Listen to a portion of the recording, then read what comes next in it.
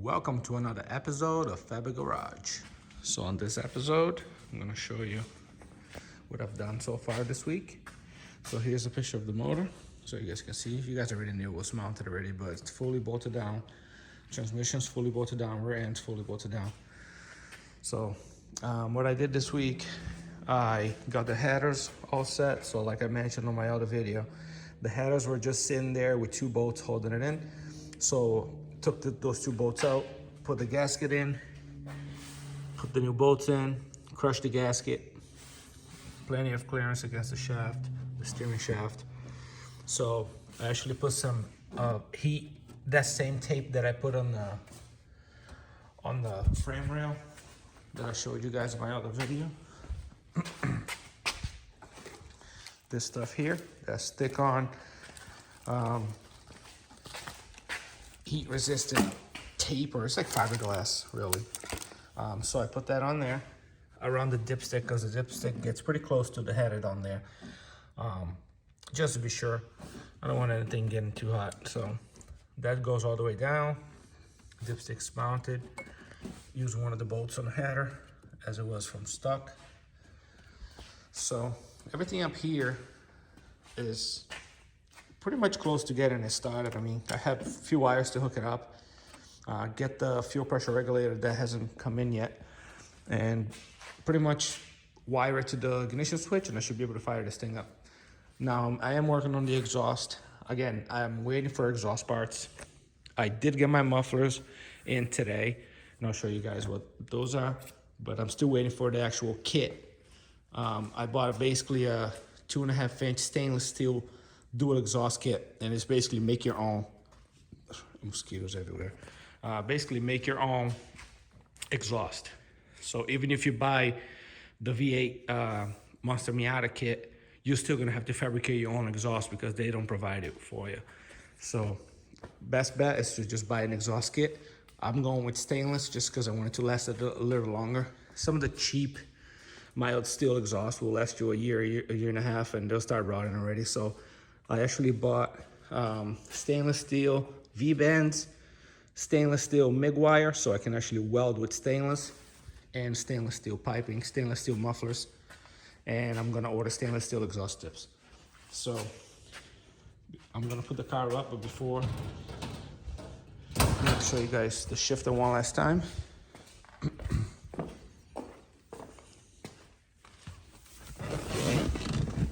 It's hard to get this car on the lift. So, shifter's all set. I did have to, well, I didn't have to, but I extended this up a little bit.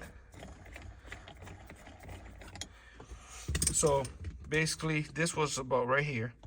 So I cut that, added a piece of solid pipe or solid stock, and then welded that back on there. So now this is higher. And when you put your stock Miata, so everything clears. And when you put your stock Miata, let me see if I can do this with one hand. It's kind of tough doing it with one hand, but I should be able to get it on there. There you go. That actually is the perfect size for that. And perfect. It just goes down a little more. So I have to put a lock nut on the bottom here, so this will stop like that instead of being all over the place. Because right now when I fully tighten it, that's the angle, so I'm gonna have to put a nut in there. But yeah, this is it. Feels really good.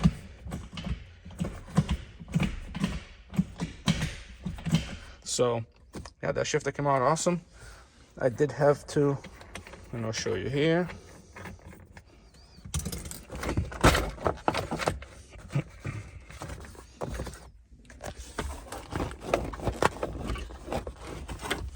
I need to get a helper.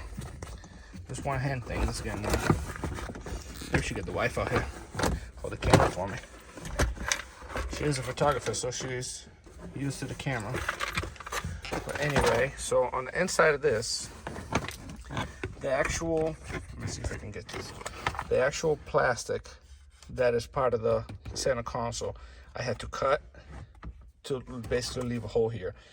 And I did not have to trim this little piece, the little trim piece, but I did have to cut here. And that because that shifter was right here rubbing. So yeah, if you do the same exact setup as I did, you're gonna have to basically cut it here. But once you put all the trim back up, you won't even see it. So this is pretty much done.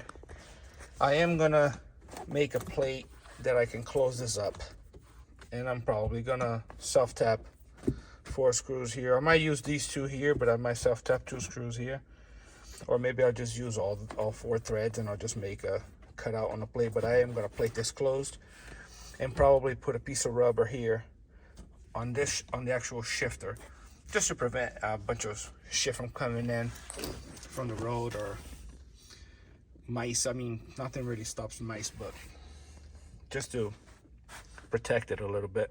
So yeah, so shifter's all done. Feels really good on your hand too, the angle. So can't beat that. So now I'm gonna put the car up and show you guys what I've done so far underneath. All right, so I finally got this control arm in. Pop that in there. Got the coilover installed on the rear. So the rear is completely assembled other than the calipers. I even put the rotors. Not a huge fan of drilled and slotted rotors. On my Genesis Coupe, I run slotted. I work on a lot of BMW and Mercedes, and believe it or not, the drilled rotors tend to crack from one hole to the other. Extremely common. It does cool the rotor, but I prefer just slotted because slotted will still cool the rotor, and it will basically cure your brake fade. If you don't know what that is when you get the brake really hot, the brake pad actually gets so hot that it produces a gas, and that gas kind of acts like as a, how can I explain? Basically, between the metal surface of the rotor and your brake pad, that gas will basically prevent the brake pad from actually touching the metal. It kind of makes it float in a way, and that's what causes your brake fade. So if you constantly go on your brakes and you get it really hot, you're gonna go to apply your brakes and you're gonna basically feel like you have almost no brakes. It's pretty scary. Have done it on my Genesis Coupe when I was doing having some fun on the highway when I first got the car, and brake fade is kind of scary. And ever since I did the slotted stop tech rotors, that went away. I can get them as hot as I want and they still bite, and no brake fade whatsoever. So, but for a Miata, this would be plenty. Most of the brake rotors you buy for these cars are drilled and slotted. So you can buy just slotted, but I already had these, so why not just throw them on, and when they wear out, I'll put something better on. So the point right now, same thing with the coilovers. They are Raceland. I know some people kind of, don't like them. I've had them on my other car. They're not horrible, but I would rather have Raceland than an eBay no-name brand, you know what I mean? At least this is somewhat known. So I'll run them. I've had decent luck with them. They haven't blown up. They tend to leak over time. But I haven't had any issues with them, so why not run it, you know what I mean? Better than stock suspension. I want the car to sit just right. So they're adjustable, and if the car is too heavy, I can bump them up a little bit and get the right stance. So yeah, under here, everything's buttoned up. Drive shaft bolted down, everything bolted down. Actually, I lied. These two are not bolted down because I lost my 19 wrench. And once I tightened it, I would tighten it. So one of the things I did this week was I put the headers on like I showed you, and I welded my V-bands. So that's how that looks. Not the prettiest weld, but it'll work. So that's stainless steel V-bands. This did have an ear with the hole. If you go back on my videos, you will see. So I cut the ears off and I just welded V-bands because basically, here's the other half of the V-band. This is gonna be welded to the actual exhaust pipe that's gonna go to the back of the car. And then this clamp just holds it together.